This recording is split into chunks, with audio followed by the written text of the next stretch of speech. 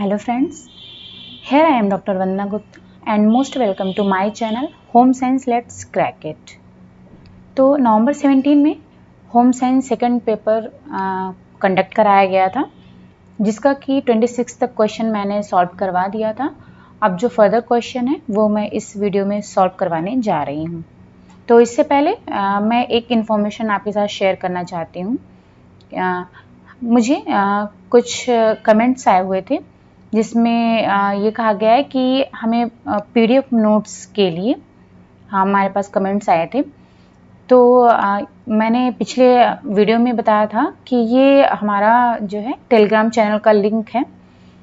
तो आप जो टेलीग्राम ऐप को डाउनलोड कर लीजिए और इस लिंक के थ्रू आप जो है home science let's crack it group है उसको ज्वाइन कर लीजिए। वहाँ पर मैं जो भी अभी तक मैंने प्रीवियस पेपर सॉल्व करवाए हैं उसके मैं सारे पीडीएफ नोट्स उस पर शेयर कर दूंगी। आप वहाँ से आप जो है सारे पीडीएफ नोट्स डाउनलोड कर सकते हो और वहाँ से पढ़ सकते हो। जो अभी तक मैंने पेपर करवा दिए हैं और जो फर्दर पेपर हम सॉल्व करवाएंगे उन सभी के मैं पीडीएफ नोट्स इस चैनल पर डाल दूंगी, इस ग्रुप पर, और वहाँ से आप जो है ईजिली डाउनलोड कर सकते हो, वहाँ से पढ़ भी सकते हो। तो इसके लिए आपको टेलीग्राम ऐप को डाउनलोड करना होगा और जो है इस लिंक के थ्रू आप जो है मेरे चैनल से जुड़ सकते हो, ज्वाइन कर सकते हो और वहाँ से आपको ईजिली अवेलेबल हो जाएगा सारे नोट्स। तो आपको नोट्स के लिए कोई प्रॉब्लम नहीं है, यहाँ से ईजिली मिल जाएगा आपको। ठीक है, तो अब मैं स्टार्ट करती हूँ क्वेश्चन। तो 27 क्वेश्चन है, IQ is a measure of intellectual ability that is inborn and doesn't change with age. Reason है, test scores of infants and toddlers show hardly any changes when they reach adolescence and are tested. तो इसका answer देख लेते हैं। Answer है second. ठीक है, both A and R correct, यह मीन्स कि दोनों ही सही है। फिर है 28 question, method demonstration is a skill training where the emphasis is on effectively carrying out a process which shall improve the results. Reason है, the objectives of this method is to teach skills and stimulate people to action and get rid of inefficiencies. तो इसका answer देख लेते हैं। Answer third है, both A are correct।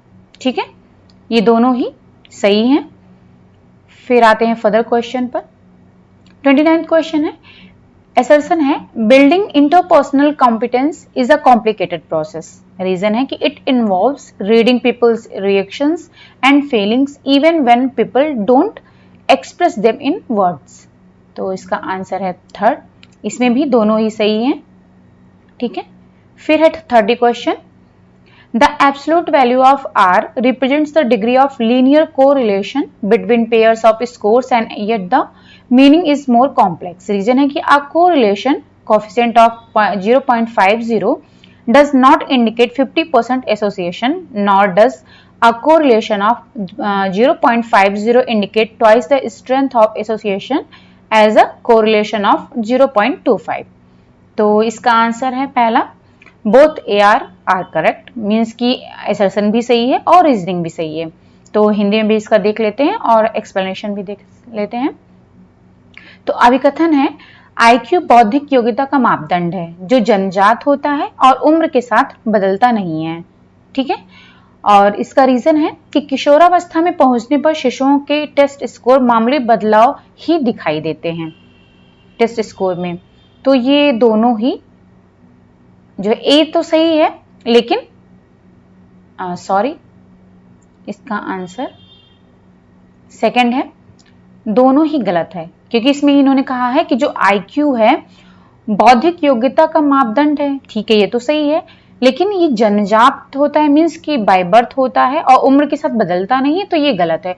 क्योंकि आपने देखा होगा कि पियाजे ने जो कॉग्निटिव थियोरी दी है तो उसमें उन्होंने बताया हुआ है कि जैसे जैसे एज बढ़ती जाती है, उम्र बढ़ती जाती है, वैसे वैसे जो है जो IQ लेवल है, मीन्स जो कॉग्निटिव डेवलपमेंट है वो भी इम्प्रूव होता जाता है। पहले बच्चा सिर्फ सेंसेस का यूज करता है, फिर धीरे धीरे जो है वो जो है कैटेगराइज करने लगता है, उसके अंदर फिर धीरे धीरे एब्स्ट्रैक्ट थिंकिंग आने लगती है। पहले क्या होता है, बच्चे एक ही एस्पेक्ट पर जो है किसी प्रॉब्लम को देख पाते हैं, उसका एक ही एस्पेक्ट देख पाते हैं, एक ही तरीके से सोच पाते हैं। लेकिन फिर धीरे धीरे जैसे जैसे उनकी एज बढ़ती जाती है वैसे वैसे जो उनका कॉग्निटिव जो डेवलपमेंट है वो भी इम्प्रूव होता जाता है और जो है वो एब्स्ट्रैक्ट थिंकिंग की ओर बढ़ते जाते हैं। और इन्होंने कहा है कि फिर आगे बच्चे क्या होता है, जब एडल्ट एज में पहुंचते हैं तो वहां पर जो है वो एक साइंटिस्ट की तरह जो है सोचने लगते हैं। तो ये गलत है अभिकथन। और कारण जो इन्होंने बताया कि किशोरावस्था में पहुंचने पर शिशुओं के टेस्ट स्कोर में मामूली बदलाव ही दिखाई देते हैं, तो ये भी गलत है क्योंकि काफी बदलाव हो जाते हैं। आप पियाजे की थियरी कॉग्निटिव डेवलपमेंट ने आपने पढ़ा होगा, जो कि हम बता भी चुके हैं। तो मामूली बदलाव नहीं होते हैं, तो ये गलत है। फिर है अभिकथन की विधि प्रदर्शन कौशल सिखाने की वह प्रक्रिया है जिसके प्रयोग से परिणामों को बेहतर करना सुनिश्चित किया जा सकता है। अब इसका कारण है कि इस प्रक्रिया का मूल है कि लोगों को ऐसी कलाएं सिखाई जाएं जिनके द्वारा वे कार्य करने के लिए उत्तेजित हों तथा अक्षमताओं से छुटकारा पा सकें। तो इसमें जो इन्होंने आंसर बताया है थर्ड है, मीन्स कि दोनों ही सही है आंसर। ए और आर एसर्शन मतलब अभिकथन और कारण दोनों ही सही है। फिर आता है 29 क्वेश्चन पर, पारस्परिक क्षमता का निर्माण एक जटिल प्रक्रिया है। कारण है कि इसमें लोगों की प्रतिक्रियाओं और भावनाओं को पढ़ना शामिल है जिन्हें वह भले ही शब्दों में व्यक्त ना करें। ठीक है, तो इसका आंसर इन्होंने दिया है कि दोनों सही है। पारस्परिक क्षमता का निर्माण एक जटिल प्रक्रिया है, ये तो सही है। और क्योंकि लोगों की जो प्रतिक्रिया है और उनकी जो भावना है तो उसको पढ़ना जो है वो मुश्किल होता है, वो आप इजीली नहीं समझ सकते हो। तो ये चीजें जो है ये एक जटिल प्रक्रिया है। और फिर है 30th क्वेश्चन है कि आर का निरपेक्ष मान प्रतिनिधित्व करता है प्राप्तांक के युग्मों के बीच के एक रैखिक सहसंबंधों के डिग्री को, यद्यपि इसका अर्थ उससे अधिक जटिल है। कारण है कि यह एक सहसंबंध गुणांक 0.50 सहगुणन को सूचित नहीं करता है, ना ही 0.50 का सहसंबंध प्रदर्शित करता है कि वो 0.25 का दुगना सहसंबंध है। तो इसका आंसर देख लेते हैं, पहला है दोनों सही है। ठीक है, अब आते हैं नेक्स्ट क्वेश्चन पर। 31 क्वेश्चन है, arrange the following food items in increasing order of their iron content पर 100 ग्राम ऑफ फूड। मीन्स की पर 100 ग्राम ऑफ फूड जो है, इन जो फूड दिए हुए हैं उनके आयरन कंटेंट के अकॉर्डिंग उनको बढ़ते हुए क्रम में लगाना है। तो देख लेते हैं, आंसर इसका है पहला BDECA। मीन्स सबसे पहले क्या है, स्पिनच आएगा आपका, इसमें सबसे अधिक आयरन कंटेंट होगा। देन आपका आएगा ग्राउंड नट, फिर आएगा आपका जैगरी, देन बाजरा और सबसे लास्ट है और बाजरा आएगा। फिर उसके बाद में सबसे लास्ट है आपका सोया फ्लोर जिसमें सबसे कम आयरन कंटेंट होगा। अभी मैं जब हिंदी में आपको ये सॉल्व कराऊंगी तो उसके साथ मैं इसका एक्सप्लेनेशन भी दे दूंगी। Arrange in correct sequence the steps involve in citric acid cycle. तो इसको जो है अरेंज करना है करेक्ट सीक्वेंस में। आंसर देख लेते हैं, इसका सेकंड है, मींस पहले क्या है डी एस्टाइल कोएंजाइम में, then citrate, then alpha ketoglutarate, फिर उसके बाद में आपका आ जाएगा सक्सिनेट और देन फ्यूमरेट और लास्ट में आपका आएगा ऑक्सैलो एसीटेट। ये भी अभी मैं आपको फर्दर ये सॉल्व कराऊंगी, मींस इसका जो एक्सप्लेन करूंगी ये साइकिल क्या होती है। फिर 33 क्वेश्चन है, arrange in the correct sequence the steps involve in food production in a commissary system. ठीक है, तो इसका आंसर है सेकंड। पहले आएगा hold refrigerator raw material, then production, then rapid chill,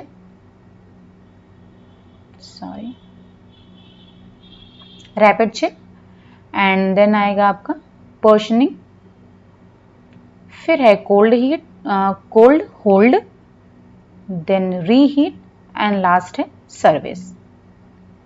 ठीक है, तो मैं केमिस्ट्री सिस्टम आपको पढ़ा चुकी हूँ और उसमें तो उसी का यहाँ पर जो है वो स्टेप बाय स्टेप बताया, मतलब पूछा इन्होंने किस तरीके से ये होता है। ठीक है। तो डी में है कि सबसे पहले क्या होता है कि जो रॉ मटेरियल हैं उनको रखते हैं रेफ्रिजरेटर में करके, ठीक है। उसके बाद में प्रोडक्शन करते हैं जो भी उनको प्रोडक्ट बनाना है, देन उसको बाद में उसको रैपिड चिल करते हैं क्योंकि अभी भी उनको रखना होता है, सर्विस नहीं देनी होती है। देन उसके बाद में उसकी पोर्शनिंग करते हैं, मीन्स उसको डिवाइड करते हैं जिस जिस तरीके से उनको इसको सर्व करना होता है। फिर उसके बाद में उसको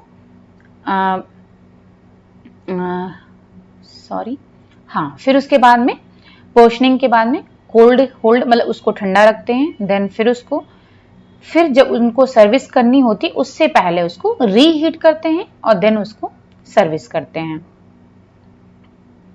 अब आते हैं 34th क्वेश्चन पर। Give the correct sequence of preparing a puff sleeve with band and its attachment to the garment. ठीक है, तो इसका पहला है आंसर। सबसे पहले क्या करेंगे, gathering of lower under arms of sleeve, then attaching the band, then flattering of band, then stitching underarm seam of sleeve, then finishing of band, then gathering of cap line and फिर last है attaching sleeve in the armhole। Okay, अब देख लेते हैं हिंदी में। 31 question है, निम्न खाद्य पदार्थों को प्रति 100 ग्राम खाद्य पदार्थ से प्राप्त होने वाली लोहे की मात्रा के आधार पर बढ़ते हुए क्रम में लगाना है। ठीक है, तो आंसर देख लेते हैं। इसका है पहला।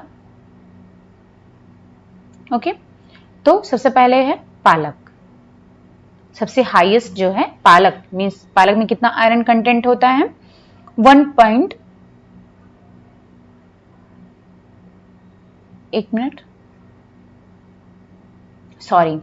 बढ़ते हुए क्रम में लगाना है। तो सबसे पहले बी है, तो इसका मतलब है कि सबसे कम जो है किसमें आयरन कंटेंट होगा, तो वो है पालक। पालक में होगा आपका 1.1 ग्राम। इसको मैं यहां पर आपको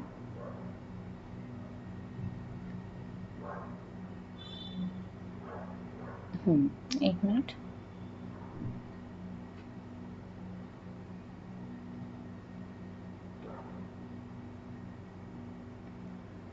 ये है 1.1 ग्राम। ठीक है, पालक में 1.1 ग्राम होता है। फिर है आपका सेकंड है डी, मीन्स की आपका आ जाएगा मूंगफली। तो मूंगफली में कितना होता है, मूंगफली में फिर आ जाता है आपका 2.5 ग्राम। ठीक है, 2.5 ग्राम मूंगफली में आ जाता है। फिर उसके बाद में इन्होंने दिया ई, मीन्स गुड़, और जैगरी में कितना होता है 2.64 ग्राम। 2.64 ग्राम। ओके, 2.64 ग्राम होता है। देन आपका आ जाता है बाजरा। बाजरा में देख लेते हैं, बाजरा में होता है 8 ग्राम।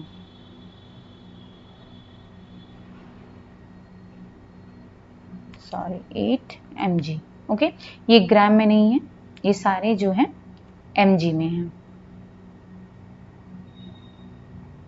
ओके, ये भी आपका mg में है।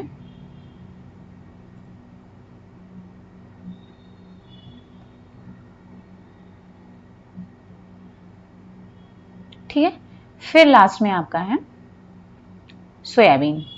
तो सोयाबीन में कितना होता है 10.4 mg। 10.4 mg। ओके,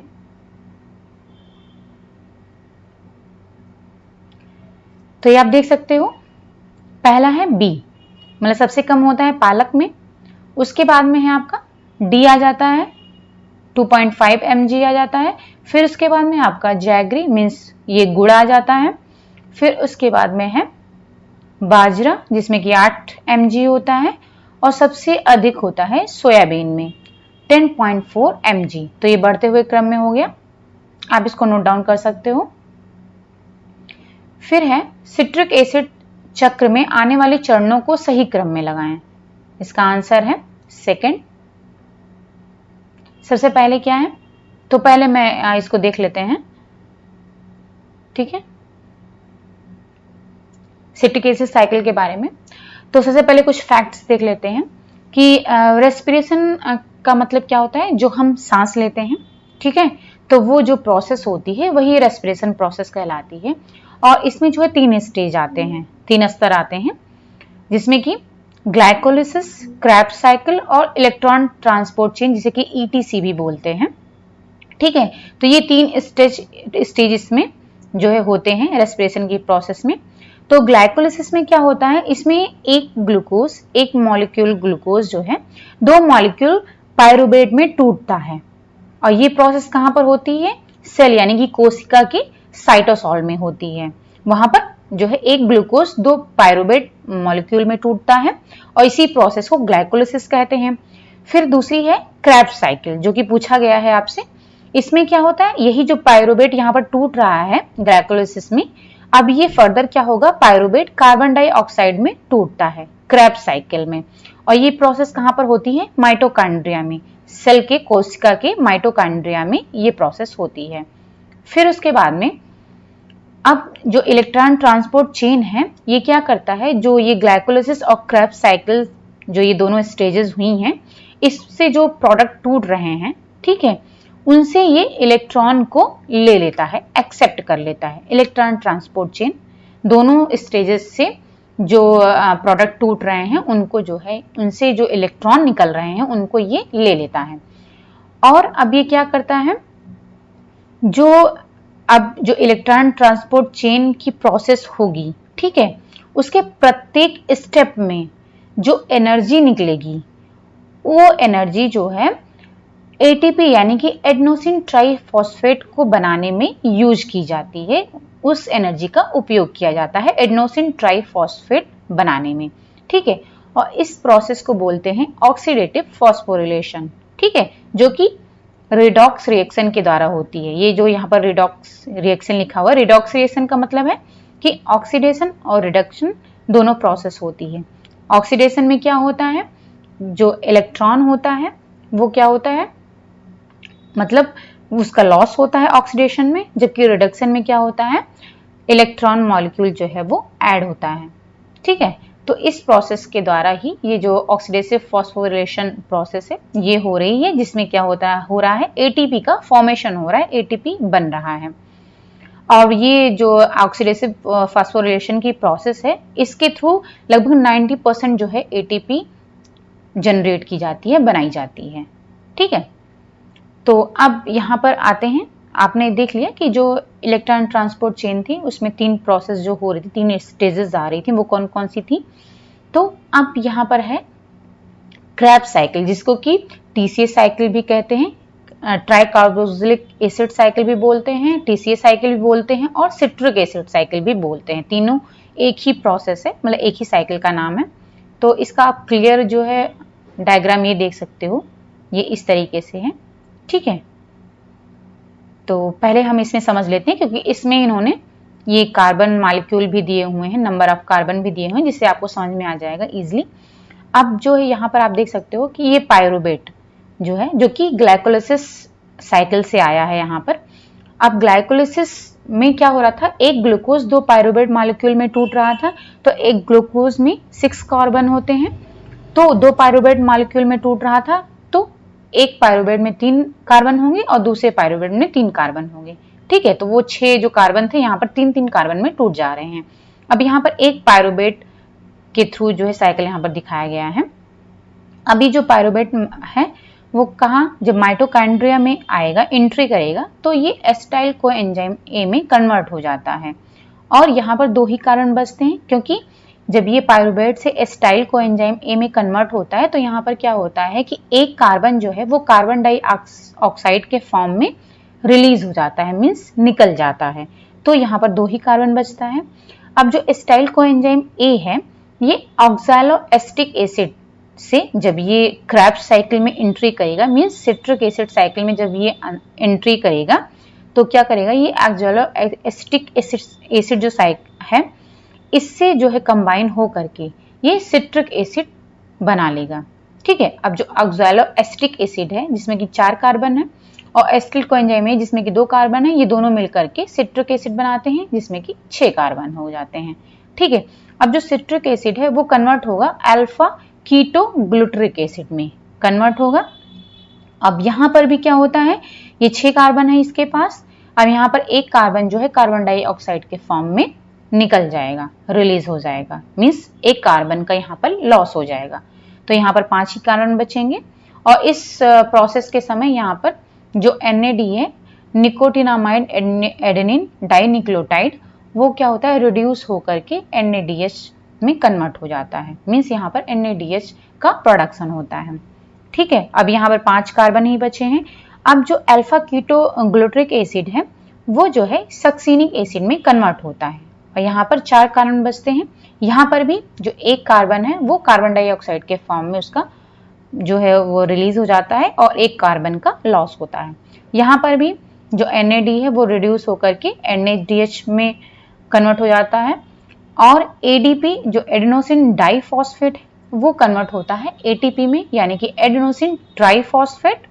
तो इस तरीके से इसमें जो है एक ATP का फॉर्मेशन हो रहा है, मींस एक ATP बन रही है इस साइकिल में। अब जो सक्सीनिक एसिड है यहाँ पर 4 कार्बन बच रहा है। ठीक है, अब ये मैलिक एसिड में कन्वर्ट होगा, इसके पास भी 4 कार्बन है क्योंकि यहाँ पर अब कार्बन का लॉस नहीं हो रहा है। अब यहाँ पर जो है FAD है वो रिड्यूस होकर के FADH2 में कन्वर्ट हो जाता है।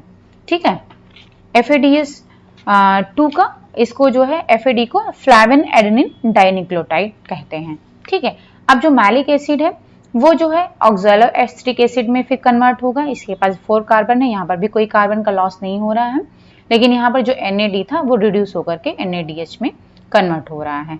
ठीक है, अब जो ऑक्सैलो एस्टिक एसिड है ये लास्ट है। ठीक है, अब इसके बाद में फिर से क्या होता है, फिर से जब ये दूसरा पायरुवेट मॉलिक्यूल आएगा वो एंट्री करेगा, वो एसिटाइल कोएंजाइम A में कन्वर्ट होगा और जो ऑक्सैलो एस्टिक एसिड है वो एसिटाइल के साथ मिल करके फिर से ये पूरी साइकिल जो है रिपीट होती है।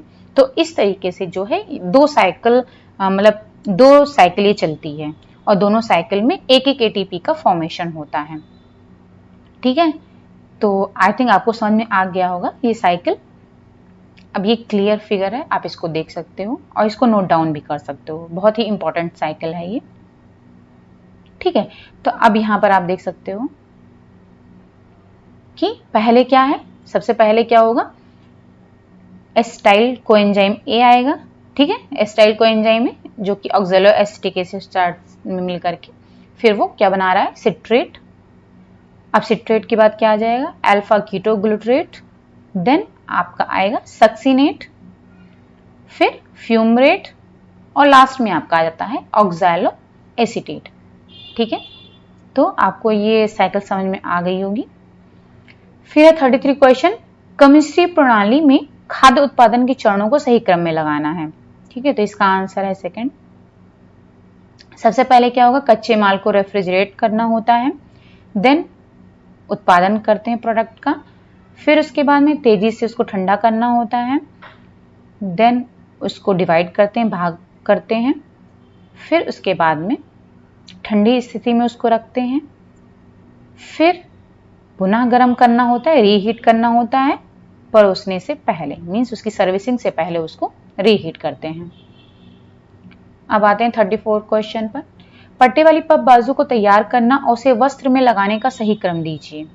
तो इसका आंसर पहला है।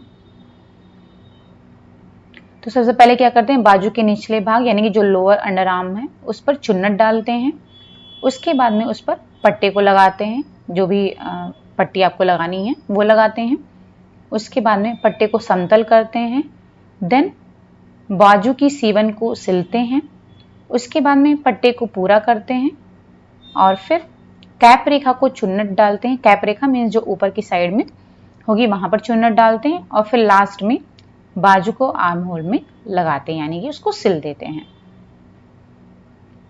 अब आते हैं 35 क्वेश्चन पर, give the correct sequence of making linen fibre.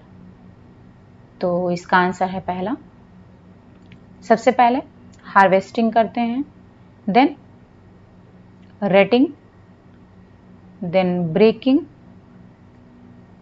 Then scutching और लास्ट है हैकलिंग। ठीक है, तो इसे बता देती हूँ मैं कि पहले हार्वेस्टिंग की जाती है, उसके बाद में जो सेकंड है रेटिंग प्रोसेस होती है। रेटिंग में क्या होता है कि जो आउटर वुडी पोर्शन होते हैं, ठीक है, फाइबर में, उसको निकाल देते हैं, रिमूव कर देते हैं। रेटिंग में ये होता है। उसके बाद में रेटिंग के बाद में स्केचिंग होती है, सॉरी, उसके बाद में ब्रेकिंग है रेटिंग के बाद में, ठीक है। तो उसको ब्रेक करते हैं, फिर जो भी अब वुडी पोर्शन है, ठीक है, जो निकल रहा है वो उसको निकाल देते हैं। अब उसमें जो भी और बचे हुए हैं उनको क्या करते हैं, तोड़ते हैं, ब्रेक करते हैं। उसके बाद में स्केचिंग प्रोसेस होती है, मीन्स कि अब जो ब्रेक करने के बाद में जो ब्रेकिंग पार्ट है उनको क्या करेंगे, उनको हटाएंगे और उसको जो है जो वुडी पोर्शन है उसको जो है जो स्पिनेबल फाइबर है, मीन्स जिन फाइबर की कताई हो सकती है, जो अच्छे फाइबर हैं उनको उससे सेपरेट कर देंगे, अलग कर देंगे। स्केचिंग में ही करते हैं, ठीक है।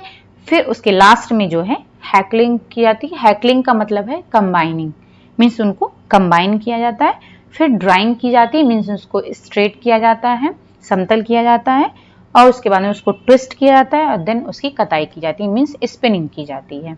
और इसमें ड्राई और वेट दो प्रकार की होती है स्पिनिंग। अब आते 36 क्वेश्चन पर, arrange interpersonal distance in communication from least to maximum. तो इसका आंसर है थर्ड, ठीक है। तो सबसे पहले क्या होता है, इंटीमेट है, देन पर्सनल है, देन सोशल है, और लास्ट है पब्लिक। डिस्टेंस के अकॉर्डिंग है ये। फिर है arrange in sequence the development of characteristic based on the psycho analytic perspective. इसका आंसर है थर्ड। तो सबसे पहले सकिंग एक्टिविटीज, ओके। फिर है टॉयलेट रिलेटेड एक्टिविटीज, देन है प्लेजर इन जेनाइटल स्टिमुलेशन, और देन है एक्वायर सोशल वैल्यूज, और लास्ट है सेक्सुअल इम्पल्सेस, ओके। फर्दर भी हम इसको एक्सप्लेन करेंगे। फिर 38 question, arrange the following in the sequential order of moving from lower order thinking skills to the higher order thinking skill for learning. तो इसका answer देख लेते हैं थर्ड। सबसे पहले see remembering, then understanding, then applying, then analysing, then evaluating, and last है creating, okay.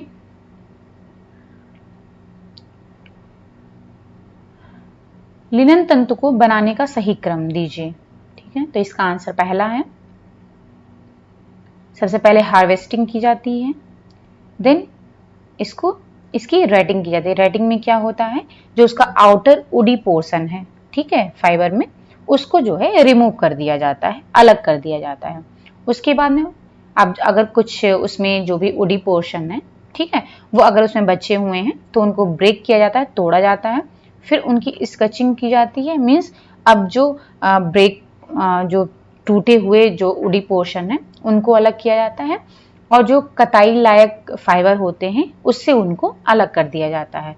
और last में हैकलिंग की जाती है। हैकलिंग का मतलब है कंबाइन करना, मीन्स अब जो भी कताई का योग्य फाइबर है उनको कंबाइन करते हैं, देन उनकी ड्राइंग की जाती है। ड्राइंग का मतलब है कि उनको खींच करके स्ट्रेट किया जाता है, उनको समतल किया जाता है, फिर उनमें ट्विस्ट दिया जाता है, और लास्ट में उनकी स्पिनिंग की जाती है। अब ये दो प्रकार की होती है, एक ड्राई स्पिनिंग होती है, एक वेट स्पिनिंग होती है। फिर 36 क्वेश्चन, संप्रेषण में अंतर्व्यक्ति दूरी को निम्न स्तर से अधिकतम के अनुरूप व्यवस्थित करना है।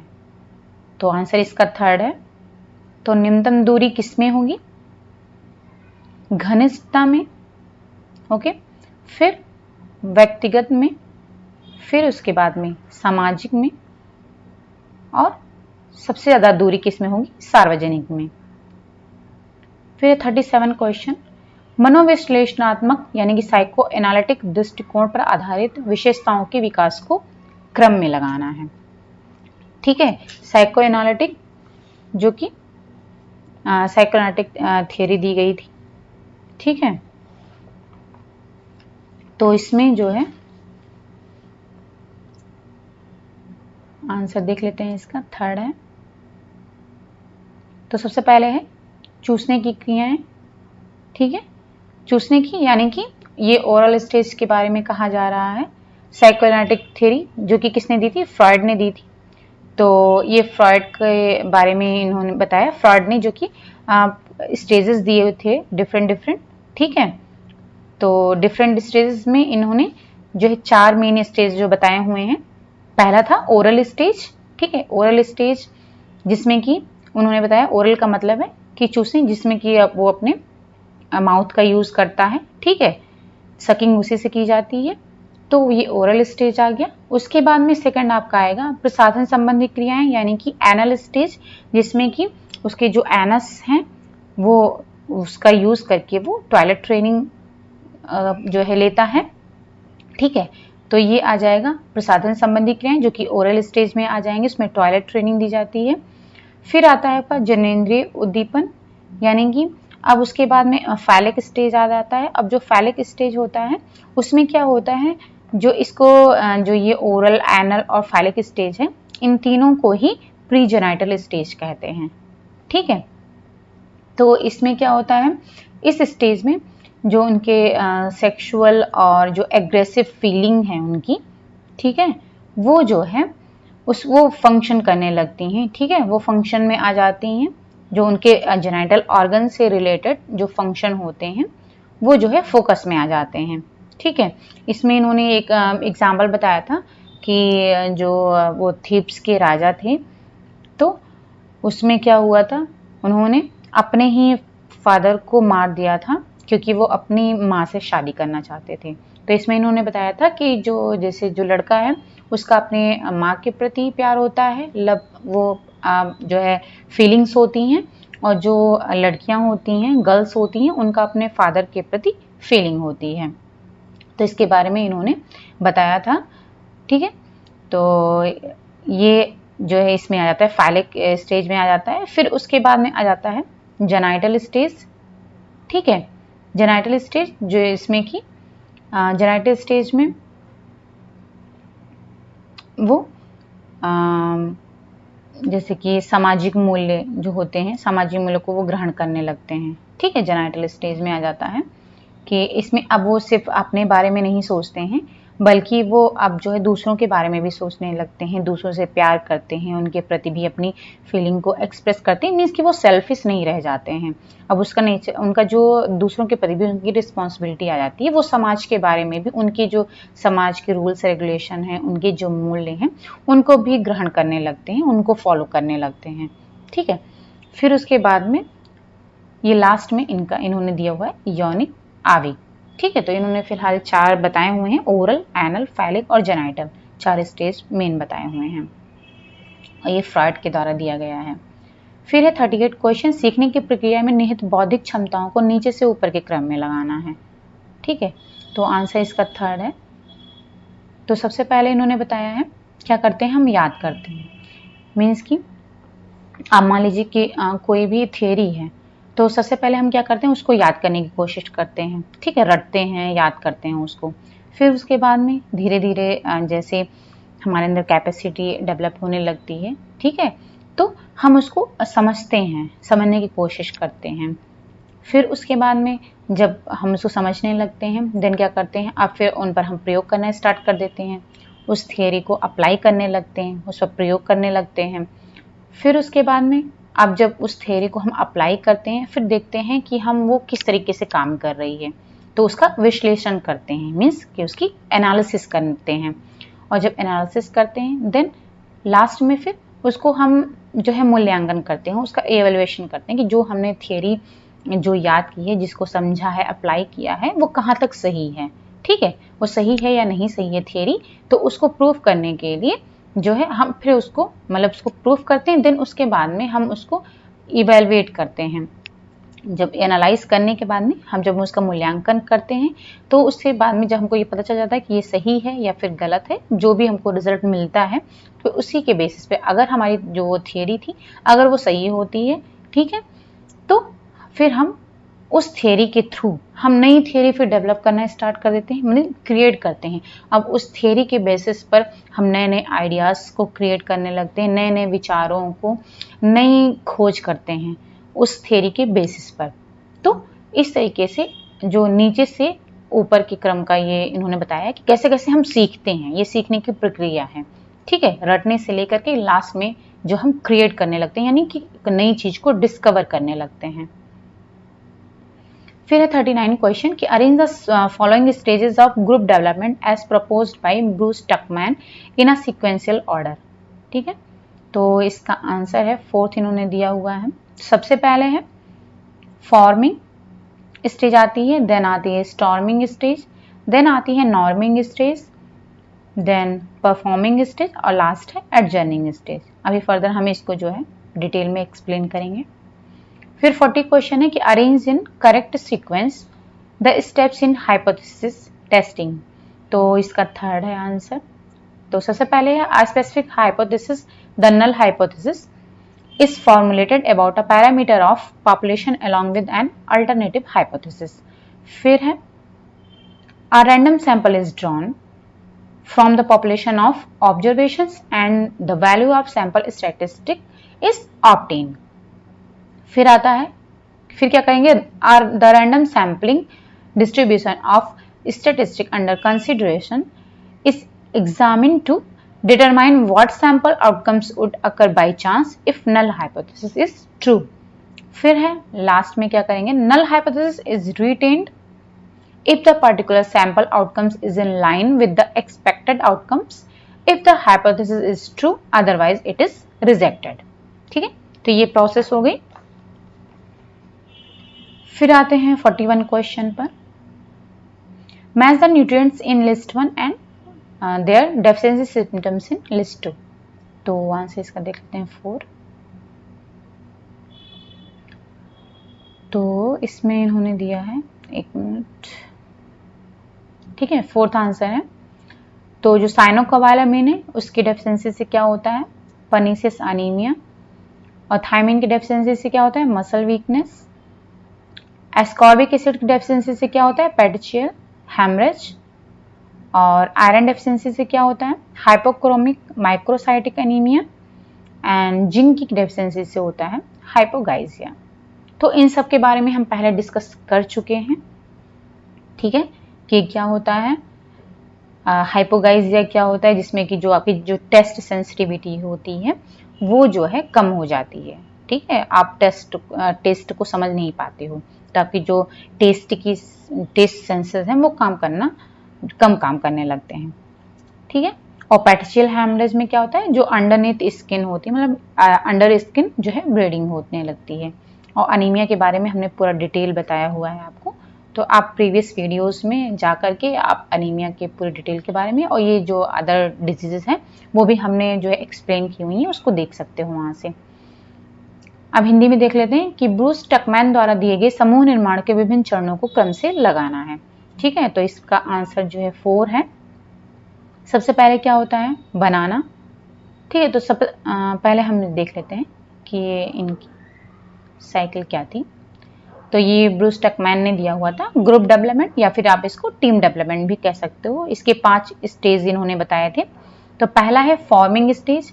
अब फॉर्मिंग में क्या होता है कि ग्रुप में क्या होता है, सबसे पहले जब नया नया ग्रुप बनता है तो उसमें जो मेंबर होते हैं वो एक दूसरे से जो है अननोन होते हैं, एक दूसरे को जानते नहीं, स्ट्रेंजर होते हैं। ठीक है, अनजान होते हैं।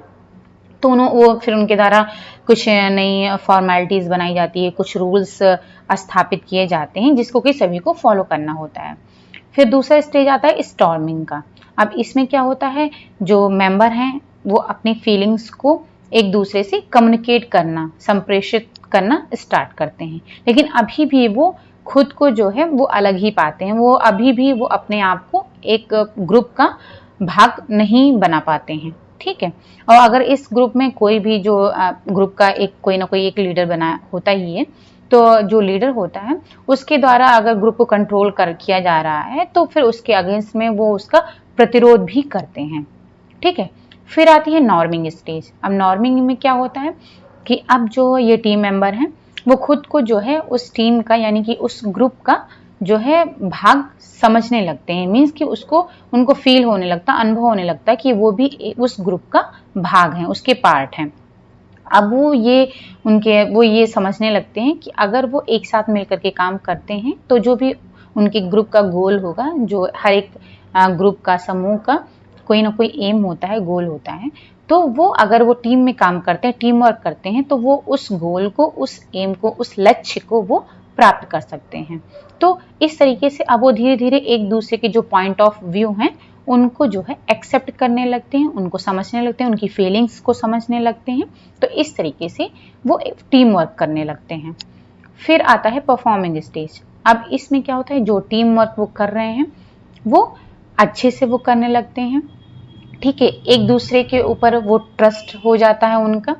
तो एक पूरा जो है एक ट्रस्टिंग एटमॉस्फेयर डेवलप हो जाता है, मीन्स कि ग्रुप में एक दूसरे पर ट्रस्ट करने लगते हैं, एक दूसरे की भावनाओं को अच्छे से समझने लगते हैं, उनके अंदर फ्लेक्सिबिलिटी आ जाती है, मतलब कि आपको ये रिजिड रूल नहीं रह जाता है कि जो पहले के रूल बनाए गए थे कि इसी तरीके से आपको रूल के अकॉर्डिंग काम करना है। तो अब उनके अंदर फ्लेक्सिबिलिटी आ जाती है कि एक दूसरे की प्रॉब्लम्स, एक दूसरे की फीलिंग्स और उनके मतलब बेसिस पर वो काम करने लगते हैं, जैसे जिसकी नीड होती है उसके बेसिस पर वो काम करने लगते हैं। तो अब यहाँ पर जो हायरार्की है उसका बहुत कम ही इम्पोर्टेंस रह जाता है, मीन्स रूल्स जो है बहुत कम हो जाते हैं, उनको जो लोग अब इनके अंदर फ्लेक्सिबिलिटी आती है, अकॉर्डिंग टू टाइम वो चेंज भी हो सकते हैं।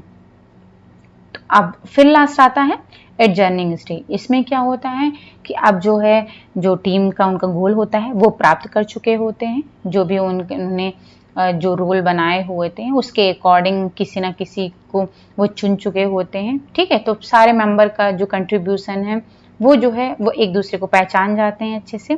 तो अब यहाँ पर जब वो पूरी तरीके से जो भी उनका ग्रुप का लक्ष्य होता है जब वो प्राप्त कर लेते हैं, तो अब यहाँ पर जो ग्रुप होता है उनका वो खत्म हो जाता है, या फिर जो उनका एम है वो खत्म हो जा रहा है, या फिर जो उनका ग्रुप है वो खत्म हो जा रहा है। तो अब हो सकता है जो कि जो ग्रुप में है तो एक दूसरे को वो जान रहे हैं, अच्छे से समझ रहे हैं। तो जब एक ग्रुप खत्म हो जाता है तो उन्हीं में से जो लोग एक दूसरे को जानते हैं तो वो हो सकता है कि वो अब दूसरा ग्रुप बना लें और फिर से ये प्रोसेस स्टार्ट हो जाए। तो इस तरीके से इन्होंने, ब्रूस टकमैन ने बताया कि ये स्टेजेस होती है, कैसे ग्रुप का फॉर्मेशन होता है और किस तरीके से ग्रुप जो है वो खत्म होता है, उसकी एंडिंग होती है, ठीक है। तो अब ये आप देख सकते हो, सबसे पहले क्या होता है, ग्रुप बनाया जाता है यानी फॉर्मिंग, देन उसमें जो मत भिन्नता होती है, फिर उसके बाद में मानदंड स्थापित करना होता है, फिर उसके बाद में प्रदर्शित करना होता है और लास्ट में आता है अलग होना, ठीक है। इसको अब आप अच्छे समझ सकते हो। फिर 40 क्वेश्चन है कि अनुपालन प्रक्रिया के परीक्षण करने को सटीक क्रम में लगाना है, ठीक है। तो इसका आंसर थर्ड इन्होंने दिया हुआ है। सबसे पहले क्या करते हैं, एक विशिष्ट परिकल्पना, शून्य परिकल्पना एक वैकल्पिक परिकल्पना के साथ आबादी के एक पैरामीटर के बारे में तैयार की जाती है, ठीक है, एक हाइपोथेसिस तैयार की जाती है।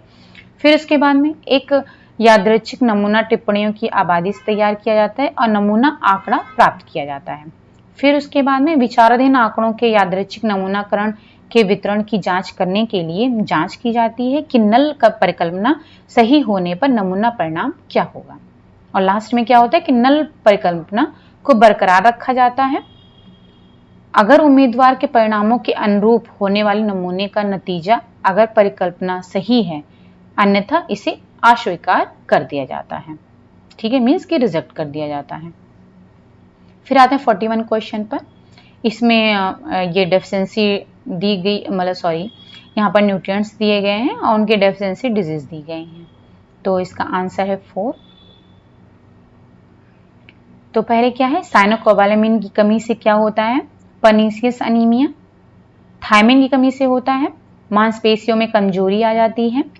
और एस्कॉर्बिक एसिड यानी कि विटामिन सी की कमी से क्या होता है, पेटिशियल हैमरेज हो जाता है।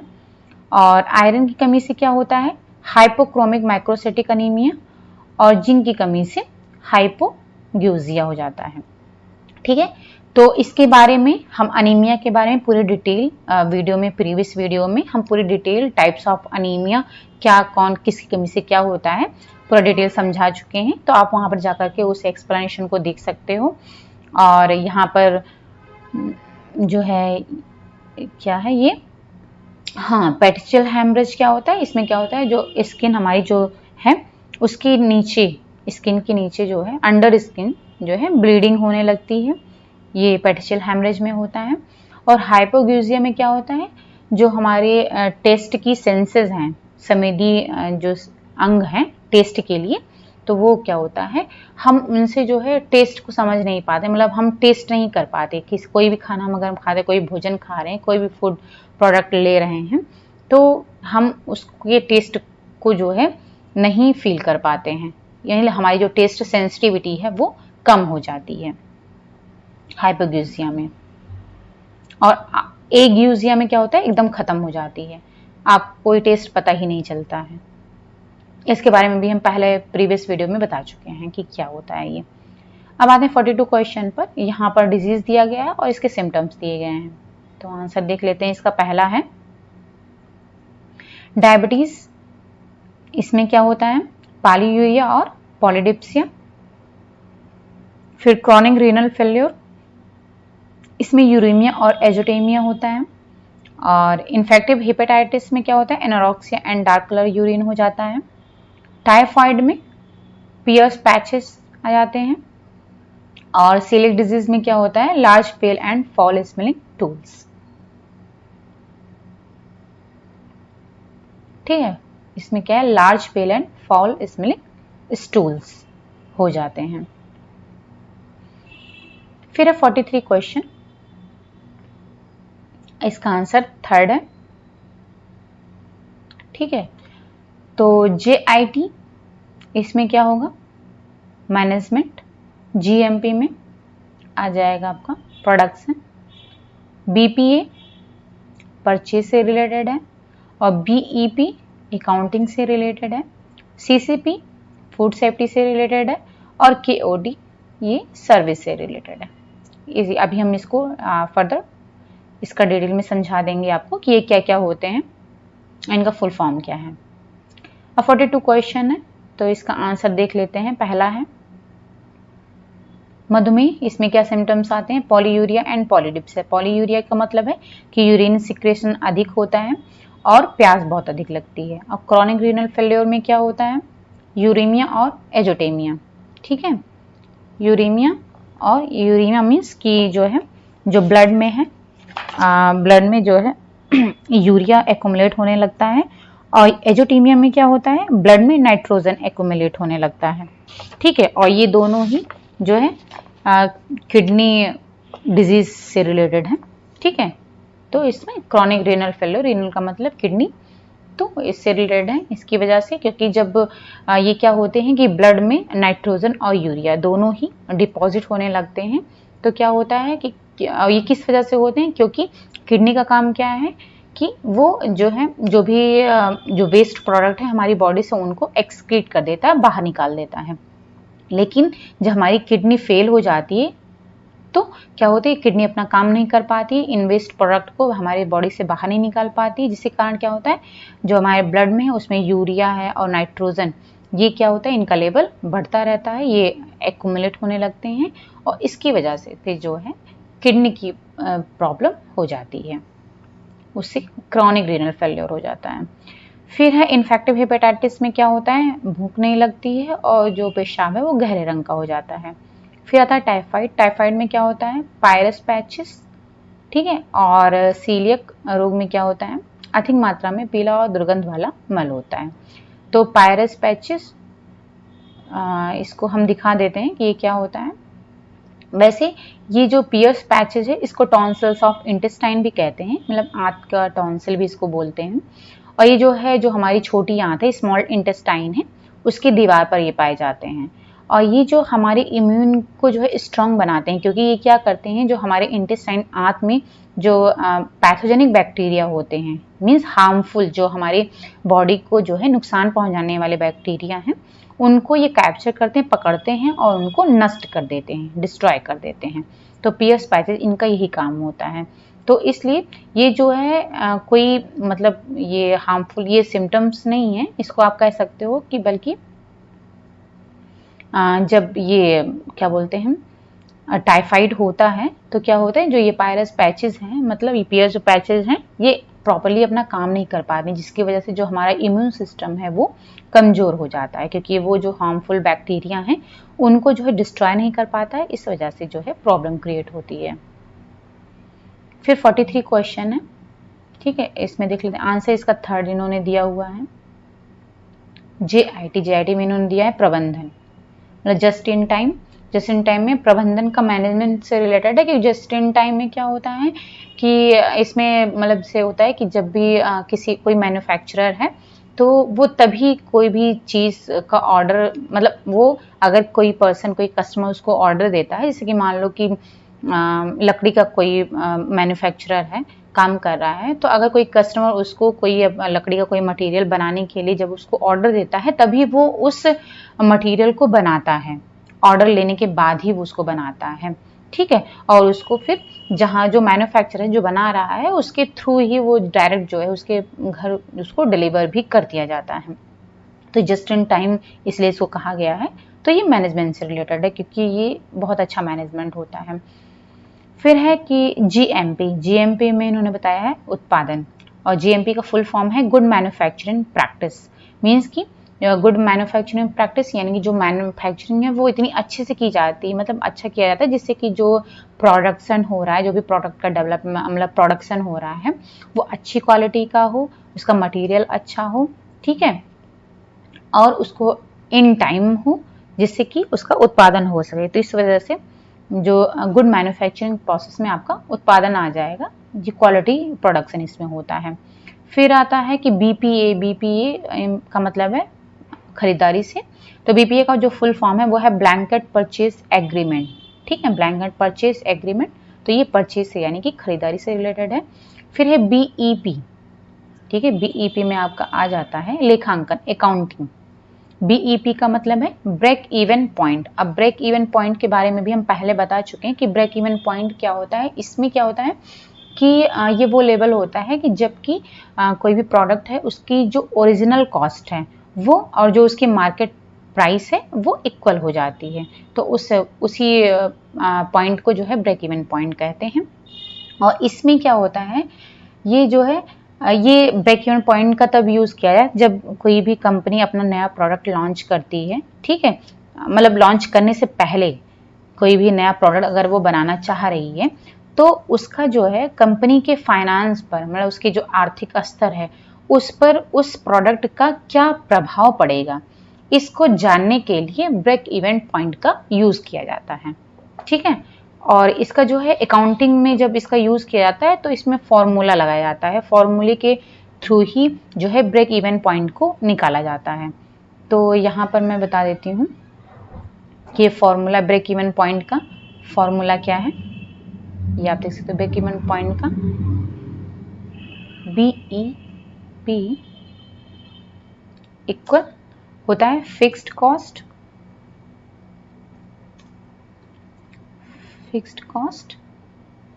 ठीक है, डिवाइडेड बाय, ऑब्लिक का मतलब है डिवाइडेड बाय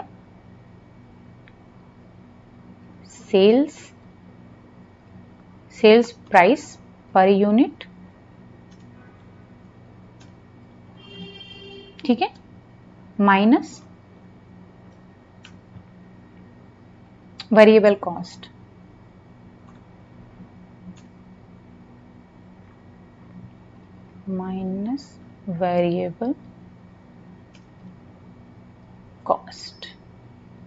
ठीक है। तो ये है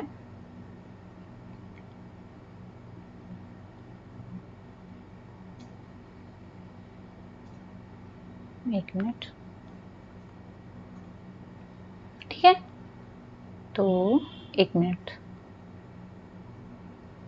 अब आप देख सकते हो ये कि जो ब्रेक इवन पॉइंट का ये फॉर्मूला है fixed cost divided by sales price per unit minus variable cost. तो इसके थ्रू जो है अकाउंटिंग में BEP को ब्रेक इवन पॉइंट निकाला जाता है।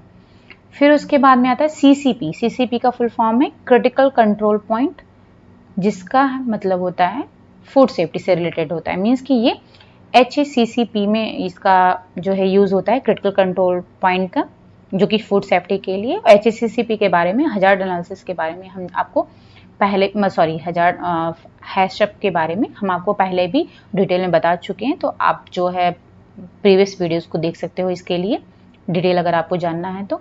फिर आता है KOT। KOT में क्या होता है, इसका ये सर्विस से रिलेटेड होता है।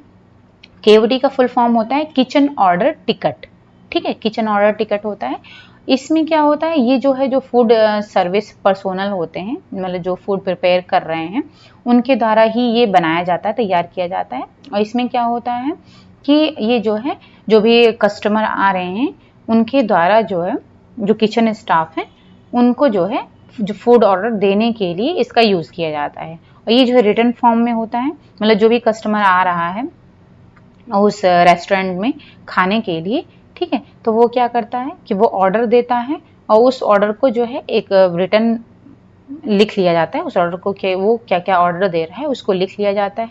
और इसमें क्या क्या चीज़ें इंक्लूड होती हैं, टेबल नंबर होता है, कवर होता है, नेम ऑफ द वेटर होता है, डेट होता है, टाइम होता है, और कौन सा आइटम ऑर्डर करना है वो आइटम होता है, और कितनी मात्रा में उसको ऑर्डर करना है उसकी क्वांटिटी होती है।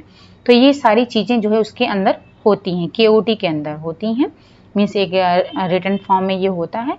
और ये सारी चीज़ें जो है जो किचन स्टाफ होता है उनको दे दिया जाता है, फिर वो जो है इसके अकॉर्डिंग जो है कस्टमर को फूड सर्विस करता है, ठीक है। और ये इसलिए किया जाता है जिससे कि सही व्यक्ति पर सही ऑर्डर पहुंच सके, इसके लिए इसमें जो है KOT हेल्प करता है, means it helps in serving the right order to the right person. इसमें जो है ये हेल्प करता है KOT। तो आपने देखा होगा कि आप जब भी आप रेस्टोरेंट में जाते हो तो वहाँ पर जो बिल लिया जाता है आपसे, वेटर आता है, ऑर्डर पूछता है, फिर ऑर्डर को नोट डाउन करता है, फिर वो जाकर के वहाँ पर अपने किचन स्टाफ को बताता है, वो प्रिपेयर करते हैं, आपको लाकर देते हैं, फिर आपको बिल लाकर दिया जाता है, वो भी रिटन फॉर्म में होता है। तो ये सारी चीज़ें KOT प्रोसेस के अंदर ही आती हैं। फिर आता है 44 क्वेश्चन।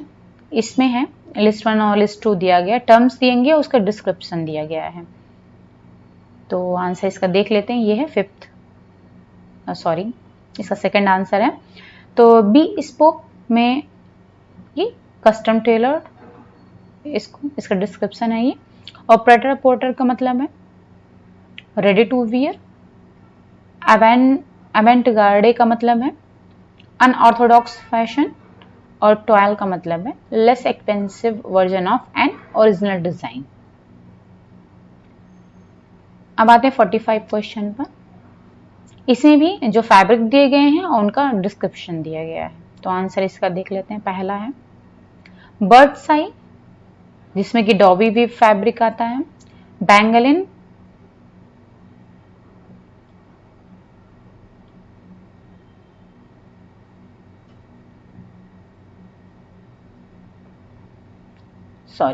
बर्ड्स आई में डॉबी वीव फैब्रिक आ जाएगा। बैंगलिन में रिब्ड फैब्रिक आ जाएगा।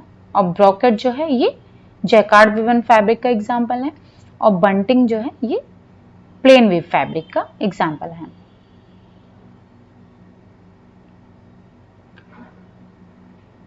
अब यहाँ पर शब्द दिए गए हैं और उनके वर्णन हैं, ठीक है। तो आंसर देख लेते हैं इसका। बी स्पोक का मतलब है ग्राहक की जरूरत के हिसाब से सिला हुआ बी स्पोक। और प्रेटा पोर्टर का मतलब है बने बनाए कपड़े। अवंत गार्डे का मतलब है गैर रूढ़वादी फैशन। और टॉयल का मतलब है मौलिक डिजाइन का कम कीमत वाला अनुवाद। यहां पर फैब्रिक दिया गया है और उसका वर्णन दिया गया है, ठीक है। तो इसका पहला आंसर है। बर्ड्स आई किस में आता है, डॉबी बुनाई का कपड़ा होता है ये। और बैंगलिन जो है ये रिब्ड कपड़ा होता है। ब्रॉकेट जो है ये होता है जैकार्ड बुनाई का कपड़ा होता है। और बंटिंग जो है ये सादी बुनाई का कपड़ा होता है, ठीक है। तो जो है ये क्या बोलते हैं जो डॉबी एक मिनट,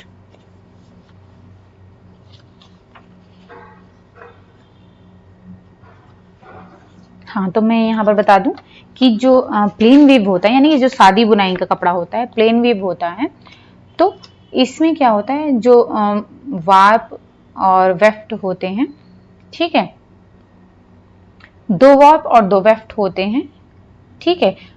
जो प्रत्येक वीविंग जो यूनिट होती है उसमें जो है 2 वार्प और वेफ्ट यार्न होते हैं और ये बैलेंस में होता है, ठीक है।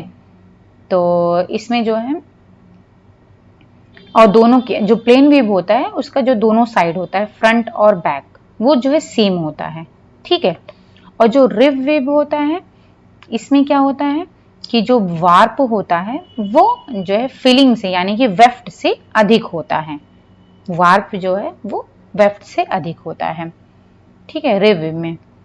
और जो डॉबी वीव होता है वो तो मेन डेकोरेटिव वीव्स होते हैं, ठीक है, वो डेकोरेशन के लिए यूज किए जाते हैं। और इसमें जो है अधिक मतलब 2 से अधिक जो है वार्प और वेफ्ट होते हैं, बेसिक वीव्स होते हैं, उनका कॉम्बिनेशन होता है इनमें डॉबी वीव में। और जो जैकार्ड डिजाइन होती है वो भी डेकोरेटिव डिजाइन का ही एग्जाम्पल है और इसमें भी 3 बेसिक वीव्स होते हैं और उनकी कॉम्बिनेशन का यूज किया जाता है, ठीक है। तो ये जो डेकोरेटिव वीव है तो उनमें जो है जो बेसिक वीव्स होते हैं उनको उनकी कॉम्बिनेशन का यूज किया जाता है। तो इसमें अधिक होते हैं 2 या 2 से अधिक, 3 या 3 से अधिक जो है वीव्स को मिला करके डेकोरेटिव वीव का बनाया जाता है। इसमें डेकोरेटिव में डॉबी वीव, जैकार्ड वीव और लेनो वीव और सरफेस फिगर वीव, ठीक है, जो स्वाइवल है, लैपेट है, ये सब जो है डेकोरेटिव वीव में आ जाते हैं। ओके, अब आते हैं 46 क्वेश्चन पर। इसमें आइटम्स दिए गए मतलब फर्स्ट और सेकंड लिस्ट दी गई है। इसका आंसर है पहला कटिंग वेजिटेबल्स, ये किसका एग्जाम्पल है, सेंटर ऑफ ग्रेविटी। फिर फोकल पॉइंट, एम्फेसिस, इन यूनिटी में हार्मनी आ जाती है। और गोल्डन ऑब्लंग जो कि प्रोपोर्शन से रिलेटेड होता है, इसको भी ये जो है प्रिंसिपल्स ऑफ डिजाइन होते हैं, तो इसका भी हम फर्दर जो है इसको एक्सप्लेन कर देंगे कि ये क्या क्या होते हैं जो है। ओके,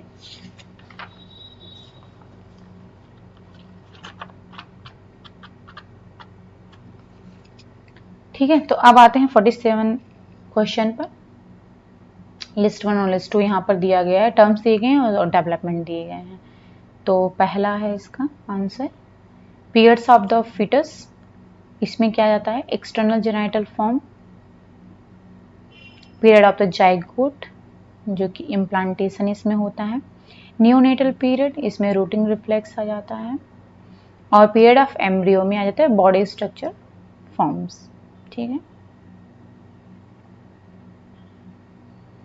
तो 46 क्वेश्चन है, इसका आंसर है पहला सब्जी काट जो कि सेंटर ऑफ ग्रेविटी एग्जाम्पल है।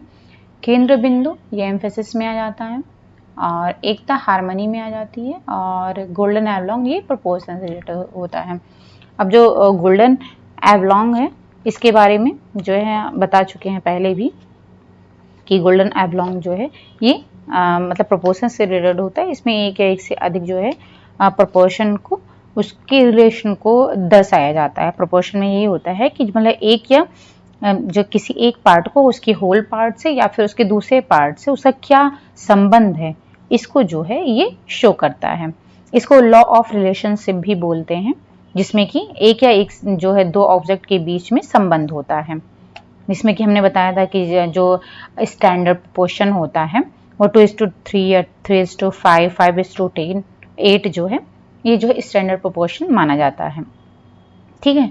फिर जो है जो एम्फेसिस है इसका मतलब होता है कि हमारा जो है जब हम कोई भी मान लो कि किसी रूम में एंटर करते हैं तो हमारा सबसे पहले किस पर जो हमारा फोकस जाता है, उस रूम की किस डिज़ाइन पर या किसी पेंटिंग पर या किसी भी चीज़ पर सबसे पहले जो हमारी आंखें जाकर के टिक जाती हैं तो वही एम्फेसिस कहलाता है, ठीक है, जिस पर कि हम सबसे पहले फोकस करते हैं। फिर आता है कि हार्मनी। हार्मनी में क्या होता है कि इसमें जो है जो भी हम किसी भी डिज़ाइन को बनाने में line, shape, size, texture, idea या कलर जो भी हम यूज़ कर रहे हैं तो उसके बीच में क्या हार्मनी, उसके अंदर उसके बीच में एकता क्या है, तो वो जितने अच्छे से हम उसको एक साथ उसको एक करके यूज़ करते हैं उतनी अच्छी हमारी डिज़ाइन हो जाती है, ठीक है। तो इसमें जो भी हम कंपोजिशन यूज़ कर रहे हैं तो उसके अंदर एक हमारी जो फीलिंग ऑफ टुगेदरनेस है वो आनी चाहिए कि एक साथ होने की फीलिंग जो होती है उसी को हार्मनी बोलते हैं। तो इस तरीके से जो भी हम मटेरियल का यूज कर रहे हैं उसके अंदर एक साथ होने की फीलिंग होती है, उसी को जो है हार्मनी बोला जाता है, एकता की फीलिंग आती है। और सेंटर ऑफ ग्रेविटी का मतलब है कि आप इसको रिदम में ले सकते हो, रिदम में आता है, ये भी जो है प्रिंसिपल ऑफ डिजाइन का ही एक प्रिंसिपल है जिसमें कि सेंटर ऑफ ग्रेविटी आती है। ठीक है, सब्जी काटना, आप एक रिदम में सब्जी काटते हो, ठीक है, तो उसमें आप सेंटर ऑफ ग्रेविटी का यूज करते हो। तो इस तरीके से जो प्रिंसिपल ऑफ डिजाइन वो 5 है, प्रोपोर्शन है, एम्फेसिस है, हार्मनी है, बैलेंस है और रिदम है। ये 5 प्रिंसिपल ऑफ डिजाइन है। फिर है 47 क्वेश्चन, इसका आंसर पहला है, फीटस की अवधि होती है, फीटस की अवधि में क्या होता है, बाह्य जननेंद्रिय का निर्माण हो जाता है, और युग्मज की अवधि में क्या होता है, ये रोपित होता है, और नवजात काल में क्या होता है, रूटिंग प्रतिवर्त होता है, और एम्ब्रियो की अवधि में क्या होता है, शरीर जो है आकार ग्रहण करता है। ठीक है, तो जो है इसको भी हम यहाँ पर डिस्कस कर लेते हैं कि जो पीरियड ऑफ ये है, पीरियड ऑफ फीटस है, पीरियड ऑफ एम्ब्रियो है और पीरियड ऑफ ओवम है, तो ये क्या होता है। तो इसमें जो हमारा पीरियड ऑफ डेवलपमेंट होता है वो 3 होते हैं। एक तो पहला आ जाता है पीरियड ऑफ ओवम, ठीक है, जिसमें कि कॉन्सेप्शन यानी कि गर्भधारण से लेकर के 2 सप्ताह तक का ये पीरियड होता है। ठीक है, अब पीरियड ऑफ ओवम में क्या होता है, इसमें जब फर्टिलाइज होता है, मीन्स जब ओवम और स्पर्म ये दोनों फर्टिलाइज होते हैं, तो फिर क्या होता है, एक नए जाइगोट का फॉर्मेशन होता है। अब ये जो जाइगोट का फॉर्मेशन हो रहा है, ये खुद ही जो है, जो यूट्रस है, ठीक है, उससे जा करके ये उसकी दीवार से जा करके ये अटैच हो जाता है, और वहां से माँ के ब्लड से जो है फिर ये पोषण लेने लगता है। ठीक है, इसी प्रोसेस को इम्प्लांटेशन कहते हैं, और ये जो है जो सेकेंड वीक दूसरे सप्ताह के अंत तक ये हो जाता है। मीन्स कि जो जाइगोट है, जो नया सेल बन रहा है, वो मदर के यूट्रस से, ठीक है, उससे जा करके उसके दीवार से जा करके अटैच हो जाता है, और फिर माँ के ब्लड से जो है वो पोषण लेने लगता है। फिर आता है पीरियड ऑफ एम्ब्रियो, जो कि 3 से लेकर के 8 सप्ताह तक का होता है, और इसमें क्या होता है कि इसमें जो है वो प्लेसेंटा का फॉर्मेशन हो जाता है, एम्ब्लिकॉर्ड का फॉर्मेशन हो जाता है, और प्लेसेंटा के थ्रू जो बच्चा है वो अपने भोजन को लेने लगता है, और जो भी वेस्ट प्रोडक्ट हैं उनको रिमूव करने लगता है। और इसी में ही जो है एमनियोटिक सैक का भी फॉर्मेशन हो जाता है, जो कि एमनियोटिक सैक क्या होता है, जो जिसमें कि एमनियोटिक फ्लूइड होता है, और ये फीटस के जो है चारों तरफ होता है। ठीक है, और इसमें क्या होता है, जो फीटस होता है वो जो है तैरता रहता है, मीन्स फ्लोट करता रहता है इसी एमनियोटिक फ्लूइड में, और ये क्या करता है, बच्चे को जैसे कोई शॉक लगने से, या फिर बहुत तेज आवाज है, साउंड हो रहा है, या टेम्परेचर में जो चेंज हो रहा है, तो उससे बच्चे की रक्षा करता है जो एमनियोटिक ये फ्लूइड होता है। ठीक है, और फिर इससे धीरे धीरे जो है बच्चे के जो सिस्टम है वो भी उनका फॉर्मेशन होने लगता है, वो डेवलप होने लगते हैं। बच्चे के जो हाथ पैर हैं, आर्म्स हैं, मीन्स कि जो उसके अंग हैं वो धीरे धीरे इसमें फिर डेवलप होने लगते हैं। फिर जो तीसरा पीरियड होता है वो फीटस का पीरियड ऑफ फीटस होता है, जो कि 9th वीक से 9वें सप्ताह से लेकर के बच्चे के जन्म तक का होता है पीरियड। अब इसमें जो रेट ऑफ ग्रोथ होती है वो बहुत रैपिड हो जाती है, और पीरियड ऑफ एम्ब्रियो इसमें भी जो रैपिड ऑफ ग्रोथ होती है वो रैपिड होती है, और इसमें भी जो रेट ऑफ ग्रोथ होता है वो रैपिड हो जाता है। और अब इसमें क्या होता है कि जो बच्चे का जो बॉडी होता है, बच्चे के बॉडी का जो डिफरेंट डिफरेंट पार्ट्स हैं वो डिफरेंट डिफरेंट रेट से डेवलप करने लगते हैं, ग्रो करने लगते हैं। और इसमें जो बच्चे का जो हेड होता है, सिर होता है, वो उसमें सबसे अधिक ऑक्सीजनेटेड ब्लड जाता है।